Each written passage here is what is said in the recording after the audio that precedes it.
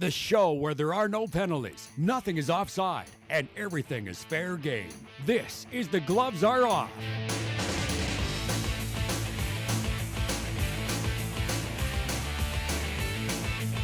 Welcome to another edition of The Gloves Are Off on a regular scheduled time. I'm Moses Woldu, and I'm pleased to be joined by these two fine gentlemen. Greg Buchanan. Hey, Moses. How's it going? Not too bad. Excellent. And pleased to be joined by, on his left, our camera right, and it is our man, Brett Morton. Of course, you are a Hockey Alberta referee. You're helping out here at Newcap and providing us some insight. How's it going, man? Good. How are you doing? Not too bad. Hopefully the people here in the border city haven't been too much trouble when you lines any of the Bobcat games this year. No, they've been pretty good.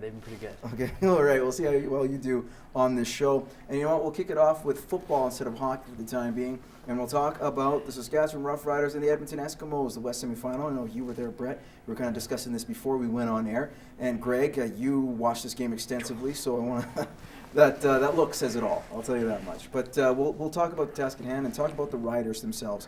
This was a defensive battle. You knew it was going to be one of those games where they had to muck it up and try to come up with something on offense. Clearly, 5 interceptions is not what you want to do. Kerry Joseph, definitely heartbroken for the way they came out. They lost 18-10 in a much close battle. An ugly one, but nevertheless a close one. So guys, with that said, you look at Saskatchewan, you look at what the Eskimos did, especially that defense. They were phenomenal. They created 7 turnovers, had 7 sacks. They were all over the place. Can the Eskimos defense repeat that performance in a West final? Oh, you go ahead. I think they can. Last few games, they've been doing pretty good.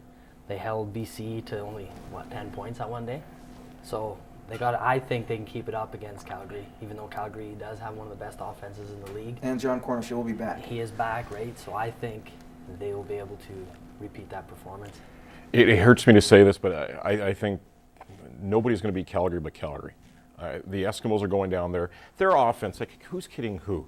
Like, on the game on Sunday, the Riders turned the ball over as many times as they did. At halftime, that game should have been done. Done, over, let's go home. But the Eskimos offense really didn't do too much. Good credit to the Riders defense for shutting them down. But I tell you, if the Eskimos offense goes and plays like that against Calgary on Sunday, the horse is going to be running around the field a whole lot. I know everyone's talking about Matt Nichols, though. I want to get to this because everyone talks about Matt Nichols did a horrible job in that game. Well, with all due respect, they put up 17 points. His team did. 7 points off special teams. Okay, I will say that, fine. But nevertheless, when Mike Riley came in, he didn't do anything special. Yeah. Really, let's be honest. He stayed in the pocket because he can't run. He's more effective when he rolls out of the pocket. He did it once and got that crucial first down to really kind of sink the Riders' hopes of trying to come back. Outside of that, he didn't do anything at all. Do you think it's odd or crazy that you have Chris Jones, the head coach of the Eskimos, starting with Mike Riley as their quarterback against Calgary? Well, we go back to that game against BC where he had Riley out there. It still irks me because Riley should not have been in the game at 30-3, and then he gets hurt on that play, right? And like you said, Riley, when he was trying to escape the pocket, he barely could. And that play that you're talking about that kind of clinched that win was all Calvin McCarty. That throw was awful because Riley could barely run, right? If Calvin McCarty didn't come with that big play, who knows what would happen. He can't. If you're a quarterback and you can't plant your feet, and the field is either slippery, but at the same time you can't plant your feet because you got a broken foot. Who's kidding who?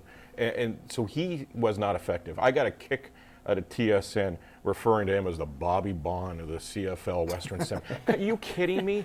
Like, Bobby was a great player for the Maple Leafs. Came off, had a broken leg, scored the winner in overtime. Legendary story. That's not a legendary story for Mike Riley. What did he do? He pitched it out a few times. He didn't help them win, but he prevented them from losing.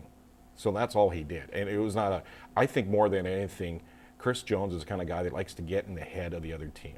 And he definitely did with their defense. And in the second half, got into the Riders' head by putting Riley on the field, even though he probably shouldn't have. And he'll get a chance to do it with his former coach. Of course, John Huffnagel, referring to coaching staff, I should say, was, of course, with the Eskimos Stampeders as the defensive coordinator when they won the Grey Cup back in 2008. But moving on to the Saskatchewan Roughriders, guys, Corey Chamberlain said this is a team that was average, that they're going to have to start rebuilding of sorts, and talk to his GM, Brendan Taman, and start rebuilding for next season.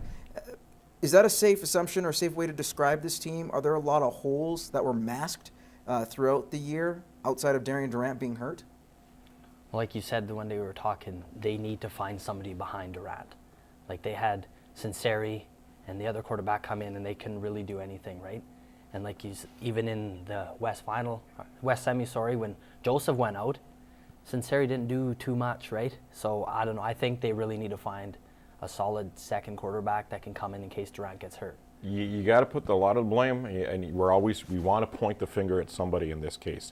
And you like to point it at George Cortez, the offensive coach, for not getting schemes that work for the quarterbacks who are in position. But at the same time, you have to put the blame on the GM of the Riders, knowing coming out of training camp, coming out of preseason, if Darian goes down, we're in a whole lot of trouble because these two guys can't play in this league. And they knew that coming out of preseason, and they didn't find a replacement. Instead, they pick up a phone of a guy that turned 41 years old and said, yeah, we're going to give the ball to him. So what does that tell you about Tino and Seth and how much confidence they had in their game? They had none.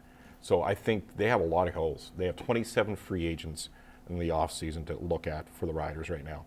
They don't have a linebacker, really. Their linebacking core is suspect at best. They don't have a backup. The receivers are small and they're getting older. So there's a lot of revamping. Special teams was a problem from the get-go. So there's a lot of questions. Does Bobby Dice come back? Does George Cortez come back?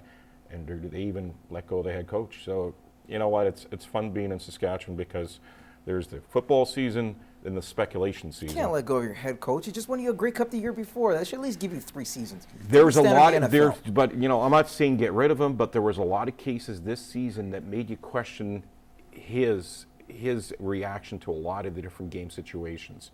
Why didn't he dress Darian? And Sunday's game was another one that comes up. They said he wasn't mentally ready, even though he was physically ready. All right, guys. Well, how about this? We'll move on to this quickly. We'll talk about the Lions and Owls, the Eastern Conference semifinal, Eastern Division semifinal. It was a blowout, 50-17, Montreal. I had a feeling Montreal would win. I just didn't think they were going to win by that much and by 3 quarters. So, guys, with that said, and how BC played, was it just a matter of BC being that bad or the Montreal Alouettes being that good? And should Hamilton be fearful come Sunday? Well, Montreal, they've been playing really, really well. I think they're, 9-2 now in the last 11 weeks. But like you said, I didn't think it would be that big of a blow because BC had probably a really good defense, and they had he now has the CFL record for tackles in Solomon Elimimian. But it was crazy. It didn't even look like BC had a defense out there. Yeah, you know what? Alouettes really turned it around. And I think, you know what, when you look at it, and we talked on this show, at that time, the Alouettes were struggling. What they went got Jeff Garcia, and we were joking, thinking, well, he might quarterback, but you know what? He did a great job at Crumpton, and he got him ready for every game, and he was there on the sidelines helping him each and every down. So I think that was a difference for their turnaround. You can say Higgins did this, Higgins did that, but I think when Crumpton came in and he started quarterbacking that team was different. Going into Hamilton now, playing at Tim Hortons Field, I still think the Ticats are going to lay a licking on them. All right, guys, we're going to take a commercial break. When we return, the all-important Hockey Hall of Fame, the inductees, were unveiled yesterday. And, of course, a couple names out there with a lot of respect to Pat Burns not being there for obvious reasons. But we'll talk to these guys and get their thoughts on who they thought was the greatest. Stay tuned.